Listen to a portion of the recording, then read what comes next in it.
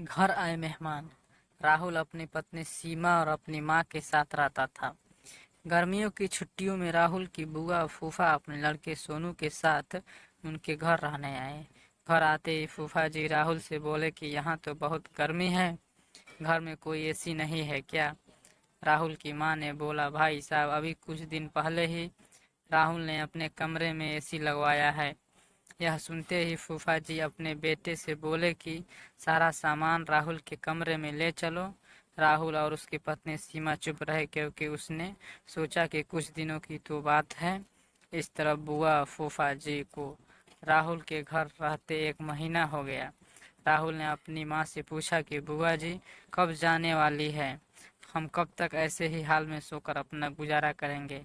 राहुल की माँ बोली, बेटा, रिश्तेदारों का मामला है, हम कुछ कह भी तो नहीं सकते। राहुल की पत्नी सीमा बोली, वह सब तो ठीक है, लेकिन उनका छोटा लड़का सोनू सारा दिन घर में उधम करता रहता है। कल तो उसने हमारा नया सोफा बुरी तरह फाड़ डाला। राहुल इस बात पर बहुत गुस्सा हुआ कि नया सोफा फाड़ दिया। वह अपनी पत्नी से बोला, तुम सोनू को ऐसा करने से रोकती क्यों नहीं?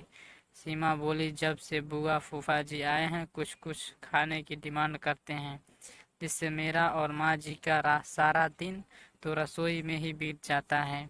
राहुल ने कहा कि मैं अभी जाकर फूफा जी से पूछता हूँ कि वह आखिर कब जाएंगे। राहुल ने बातों बातों में फूफा जी से कहा कि 1 महीना हो गया, आपके जॉब की छुट्टियां तो ख़त्म हो गई होगी ना? फूफा जी बोले, राहुल, मैंने जॉब तो कब की छोड़ दी। अब तो मैं बिजनेस करता हूँ और अब मैं इस शहर में भी कुछ बिजनेस खोलने की सोच रहा हूँ। पहले इस शहर को अच्छे से समझ लो, जिससे 2-3 महीने तो लग ही जाएंगे। यह सुनकर राहुल समझ गया कि फूफा जी अभी जाने वाले नहीं हैं। उसने यह बात अपनी पत्नी और माँ को बताई। सीमा बोली, जब घी सीधी उंगली से नहीं निकलता तो उंगली टेढ़ी करनी पड़ती है। इनके साथ भी कुछ ऐसा ही करना होगा। आप यह काम अब मुझ पर छोड़ दीजिए।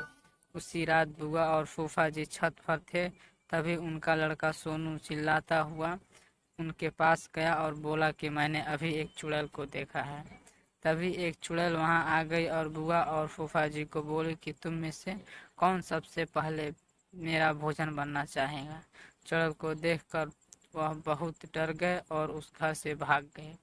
उनके जाने के बाद सीमा ने अपना चुड़ैल का मुखौड़ा उतारा। बुआ के परिवार के जाने के बाद सबने चैन की सांस ली। सीमा की सास ने सीमा से कहा कि तू तो बड़ी अच्छी चुड़ैल बनती है।